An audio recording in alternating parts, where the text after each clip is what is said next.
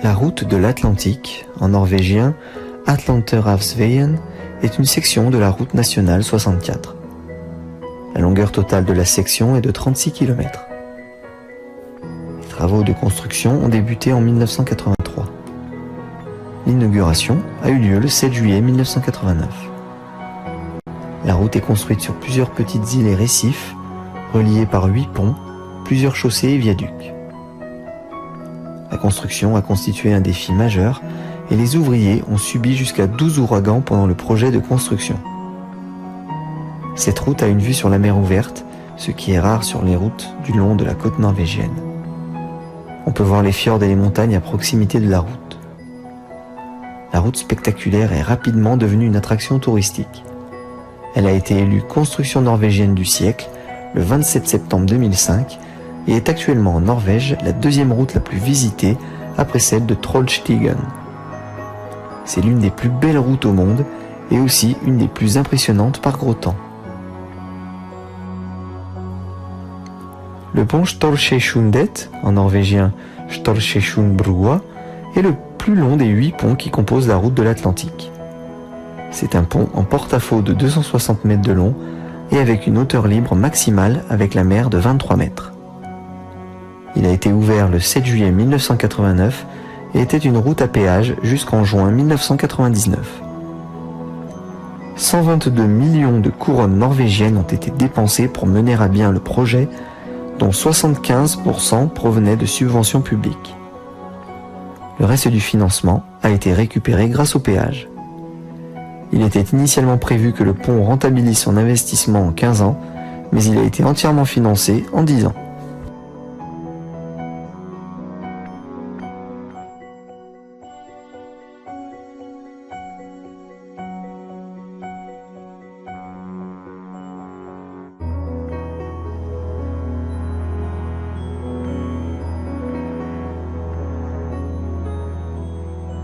Petit port de pêche historique, Kristiansund s'étend sur 4 îles principales.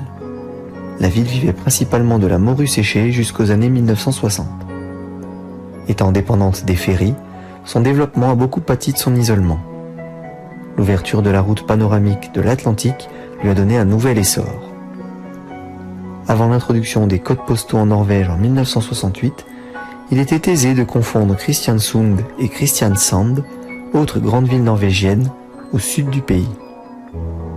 Aussi était-il alors obligatoire de toujours ajouter un N pour nord à Kristiansund et un S pour sud à Kristiansand.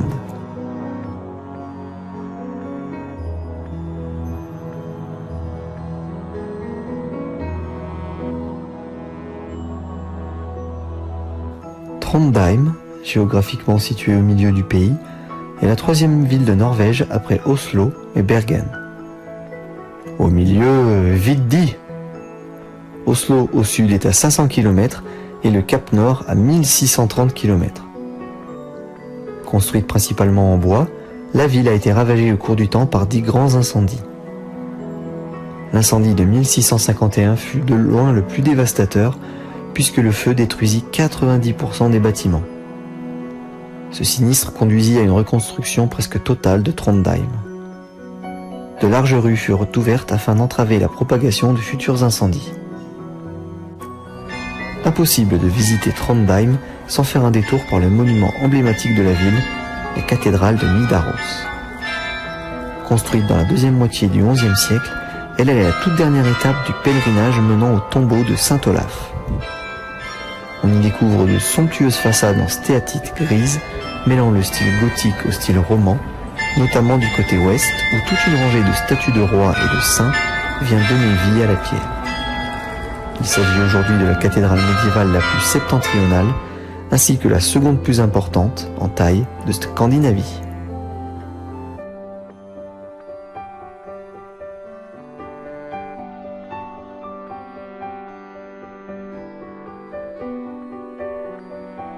Le Gamle Bibro est un pont franchissant la Nidelva. À l'origine, le Gamle Bibro était en bois et supporté par 3 piliers de pierre. Une porte de fer était érigée en son milieu et le pont était gardé à ses 2 extrémités jusqu'en 1816. Autre curiosité, la rue en côte de l'autre côté du pont et son ascenseur à vélo, ou plus justement une assistance à la montée.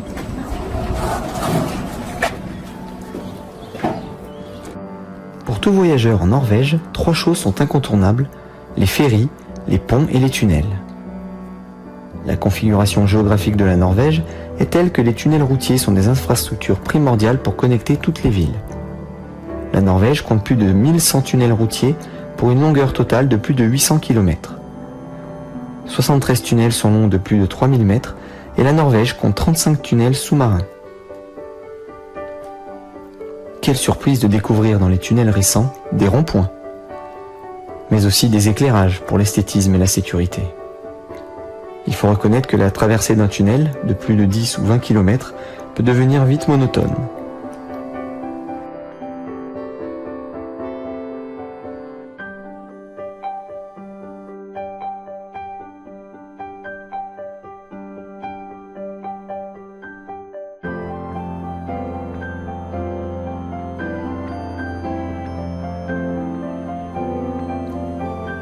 En Norvège, le ferry est un transport à part entière.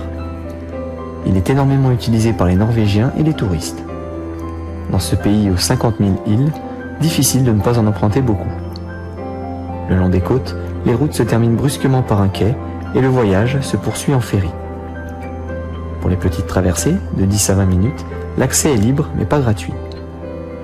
L'attente n'est en général pas très longue. Un homme de pont scanne votre plaque d'immatriculation sans même vous adresser un mot ou un regard. Le montant du ferry est automatiquement débité de votre compte Autopass. Ce compte est valable aussi pour les péages autoroutiers. Pas de compte? Pas grave, ils vous retrouveront. Convention européenne oblige, mais ce sera plus cher. Pour les traversées plus longues, paiement par réservation ou à bord pendant le trajet par carte bancaire.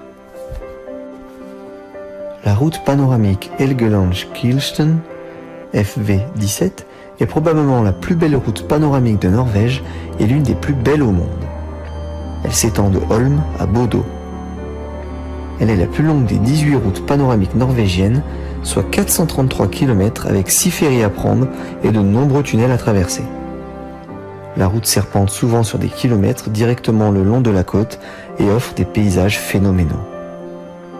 Elle traverse le cercle polaire arctique à 66 degrés de latitude nord. Parmi ces 5 cyclistes, 3 au moins sont français. Un est parti de Rennes et les 2 autres d'Annecy. Leur but, atteindre le Cap Nord. Qu'ils l'aient atteint ou pas, ils ont tous notre admiration.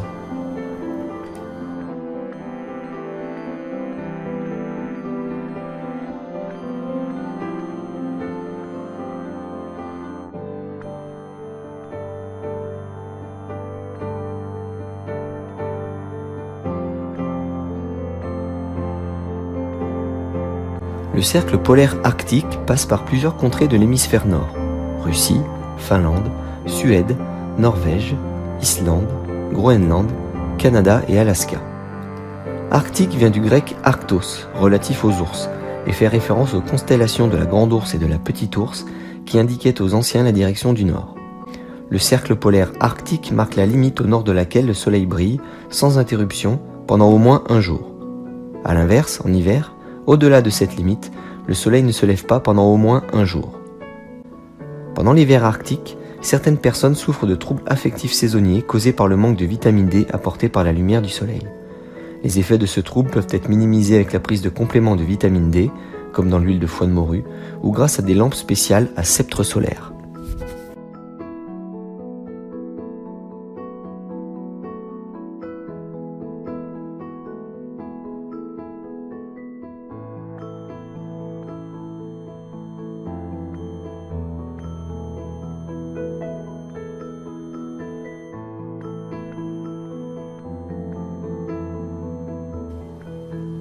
L'aire de repos du Brasset est un point de vue privilégié pour admirer l'Engebrin, une puissante branche du glacier Svartisen.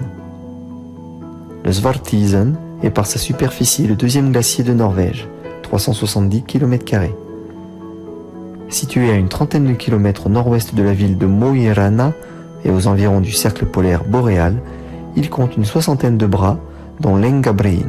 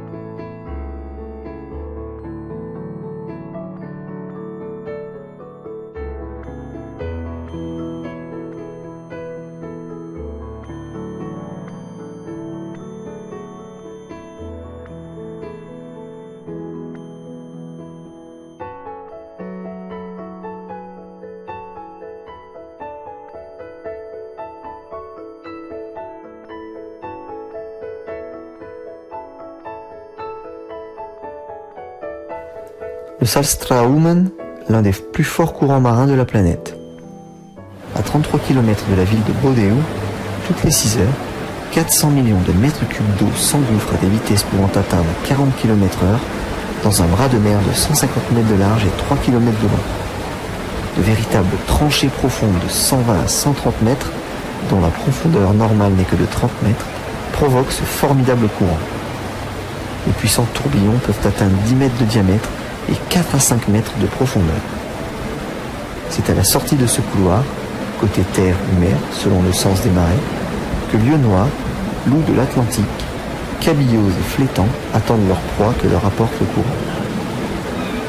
Tous les pêcheurs connaissent le Salzstraumen, et ce depuis la nuit des temps. Le détroit est enjambé en son centre par le pont du Salzstraumen, emprunté par la route 17.